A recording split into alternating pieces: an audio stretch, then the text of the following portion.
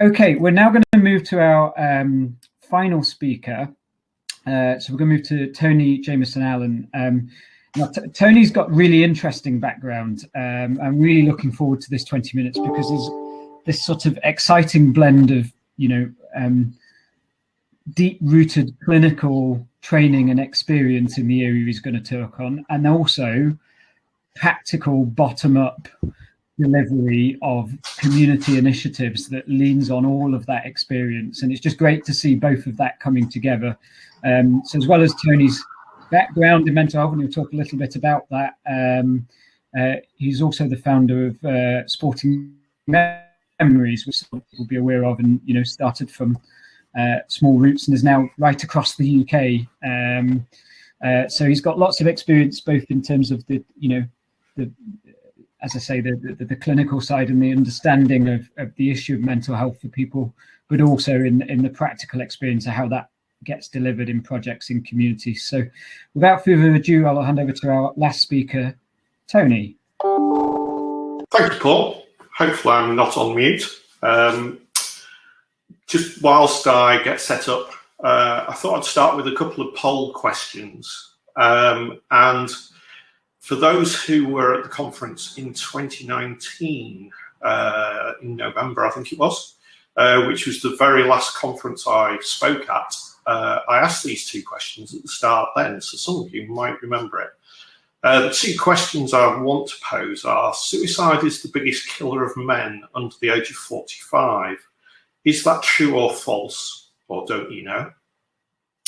And also, the age group of men most likely to complete a suicide attempt are which? And there's a number of options for you to go there. So hopefully those polls are currently running. What I've chosen to speak about today is a little bit different. I've spent 10 years talking about Sporting Memories, and I would love to walk around the stage and project a lot of positivity about something that has made a huge difference to people's lives. But I was really, really excited to be invited to speak. So thank you, Sally. It's very rare I get invited back to anything. So to get invited again to talk was great. And the title of the conference, Back to Normal, A Dangerous Narrative. Well, it is for me. And what I'm going to talk about today, and unfortunately I can't see the results of the polls, but I shall be interested to see those. Hopefully if I can get my slides going.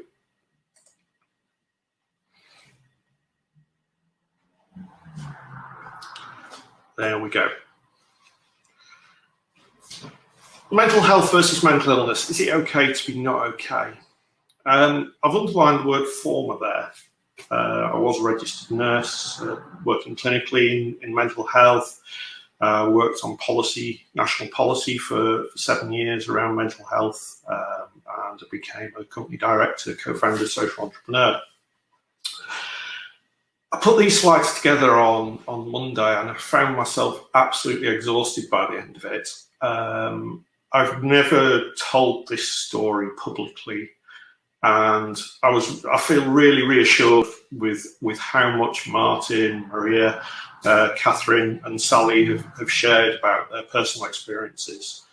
My story is in no means at all remarkable, nor is it unusual, which in many ways is really, really worrying.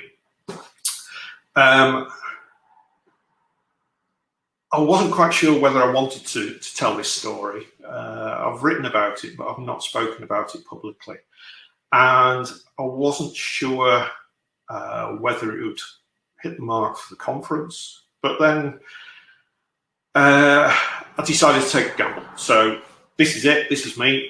And I'm going to tell you a story, my personal story of what's happened over the last year. And hopefully I can remember to use all the technology. So, hello, this is me. That's my gorgeous family. There's actually been an addition, not a little person, I hasten to add, during lockdown, but a big person. and there should actually be another 6'6" strapping lad in the background there, who is now the fiance of my eldest daughter. They got engaged on Valentine's Day. He rang me on the Friday to ask for permission to ask for my daughter's hand in marriage, and it was all absolutely beautiful. What was unusual was then not to be able to hug them for another 3 months. And I guess that's a big part of everyone's experience, is human contact has not having human contact has almost become normal, which is really weird. Okay, very quickly about a little bit of my background. 23rd of December 2019. This was me for the last 10 years, but in fact it was me for probably my whole working life. I was full of enthusiasm, I was bubbling. I was the director of multiple organisations. I co-founded 2 charities, Sporting Memories Foundation and Sporting Memories Foundation Scotland. They were award-winning. The Social Enterprises Sporting Memories Network had won multiple awards for its work, which is very much volunteer-led, community-based. The organisation had grown exponentially from just an idea in 2011 to covering pretty much most of the UK. And also in 2019, we had our first international weekly clubs set up in Australia. So it was really buzzing. I was getting a real buzz off it. But my own behaviours were becoming, I think, probably more and more selfish, in that it was all about the business. And I was starting to lose contact with friends. My kids kept saying to me, "Dad, you never spend time with your friends." And I ended up with hundreds of contacts, all of whom I really valued. But my life was getting enveloped by trying to build more and more and more and more, because of the buzz of we got from seeing what a difference it made. So I don't regret any of this. And it wasn't necessarily the causes of what happened next. So I finished the year on a real high. We recruited some fantastic new staff, some brilliant new volunteers, and we broke for Christmas. Had a lovely Christmas, felt absolutely fine. 6th of January, it was time to drive to meet up with the charity's Chief Operating Officer, who lives relatively local to me, just a 40-minute drive. And it was time for the first planning meeting of the year. So it was going to be looking at getting more growth, more funding, but also a bit more pressure. And it was whilst driving to the meeting, about half an hour into that drive, that I suddenly started to feel very, very different. Nothing that I'd ever felt in my life before. Yes, I occasionally got nervous about doing presentations or big important meetings, but this was about really, really feeling strange and feeling lightheaded, feeling knots in my stomach and real panic rising. And I wasn't quite sure what that was. I arrived at my COO's house. I knocked on the front door. She opened the door, gave me a hug as ever, and said, "How are you doing?" And I said, "I don't think I'm doing very well." And rather than having a planning meeting, we spent 10 minutes handing over anything that was urgently needing to be done. And I left the house with the agreement that A, I would take a couple of weeks off, and B, I would arrange to go see my GP. I did that. This is the pre-COVID world. Got an appointment very quickly. Went to see my GP and said, "Casper, I don't feel right. I seem to just feel really, really tired, and I think I might just need an antidepressant for a couple of weeks just to give me a kick." How wrong I was. 2 weeks later, after being put on an antidepressant, I went back to see the GP, and that was the first time he used the phrase depression. The meds hadn't done anything for me, and he increased the dose of the antidepressant that I was on. And he also said he would refer me to mental health services. Because I had been a psychiatric nurse and had a lot of insight into depression, he felt it was important that I got connected very quickly.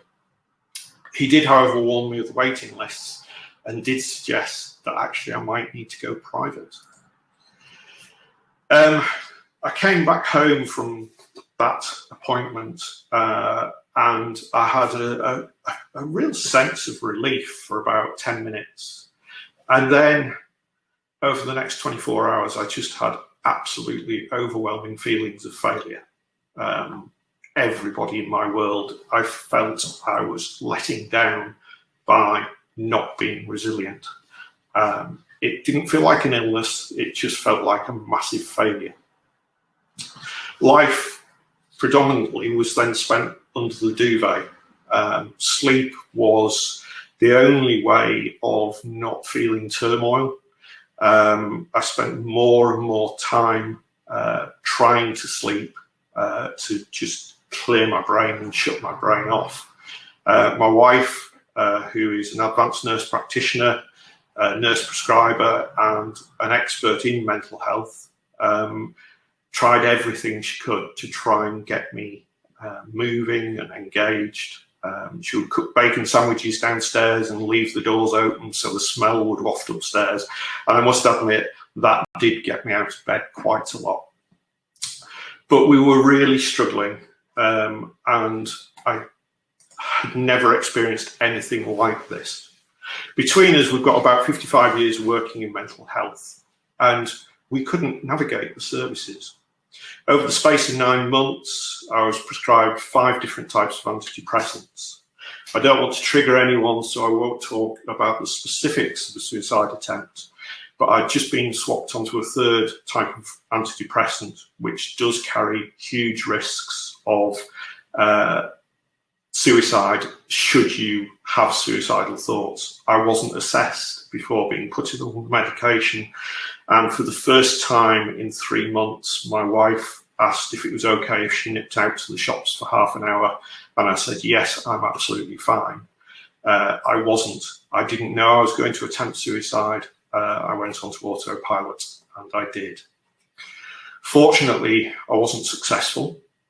An urgent referral was put into mental health services, and I received 3 letters through the post on the same day from the mental health services, stating that if I did not get in contact with them by a certain date, I would be discharged for non-compliance. Unfortunately, those letters actually arrived 3 days after the date.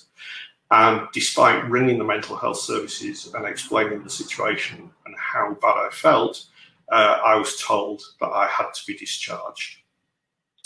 Having attempted suicide on Easter Monday, I was finally assessed on the 3rd of September 2020.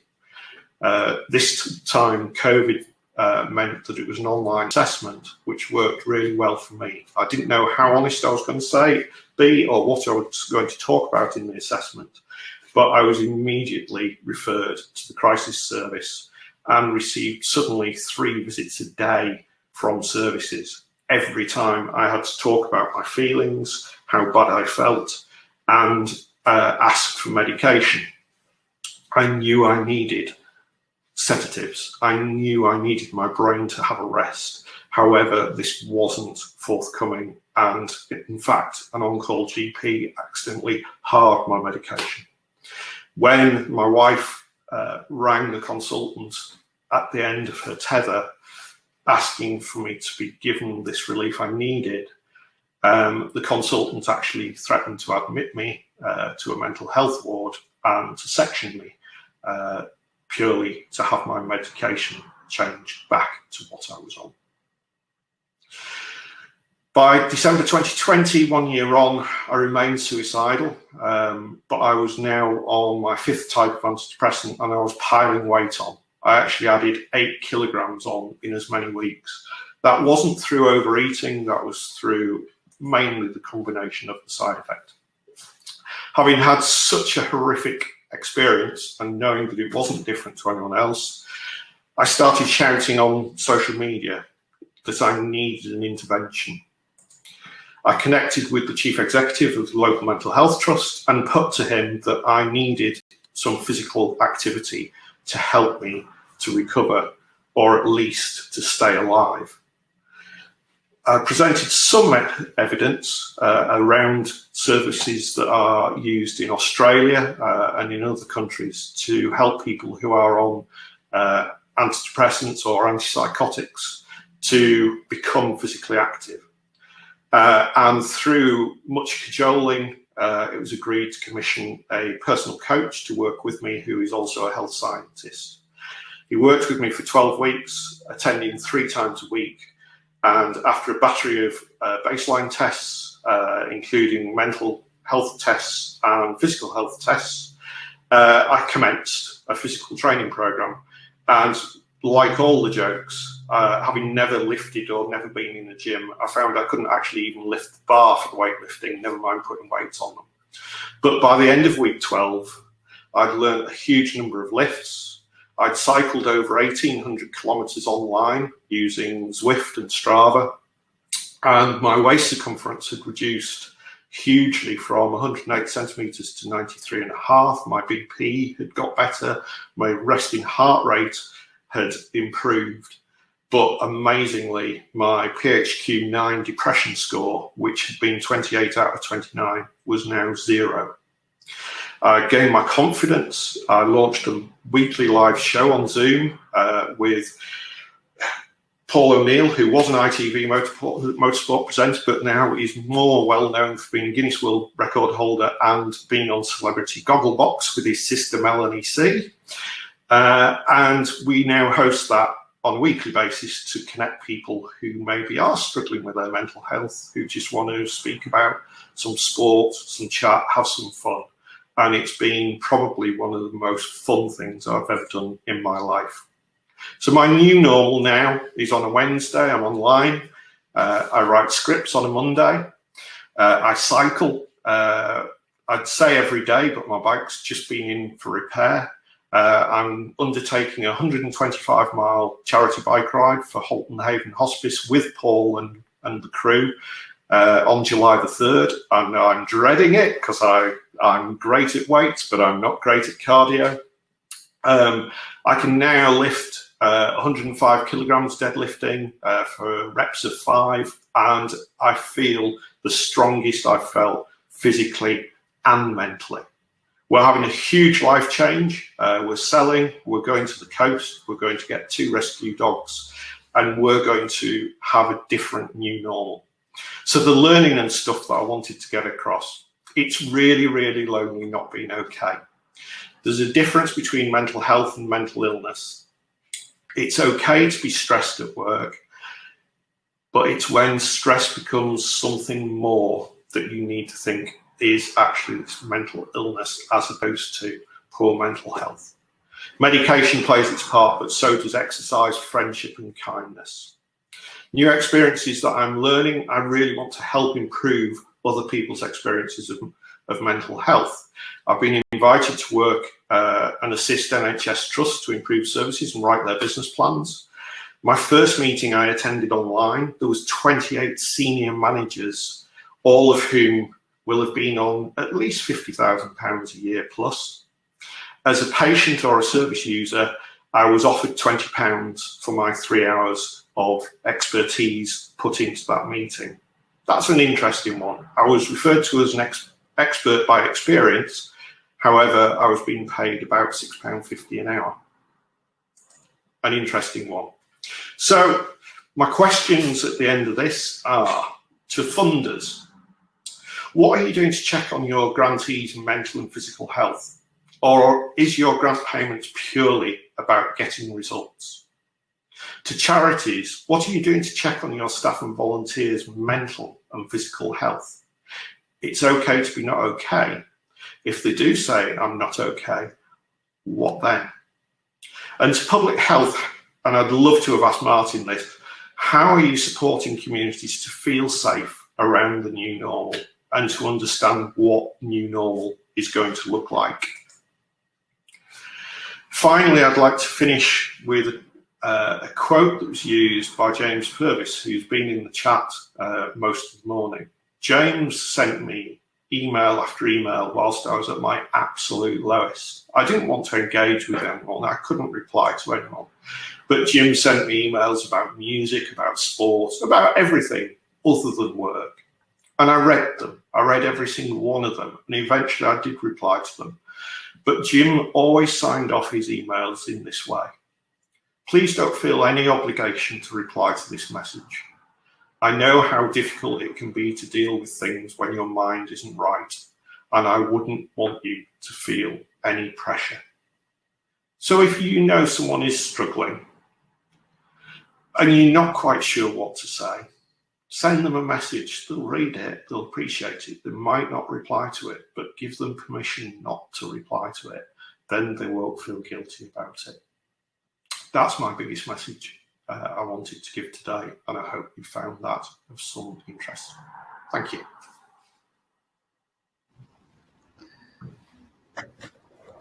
Thank you so much for sharing. Lots there for us all to reflect on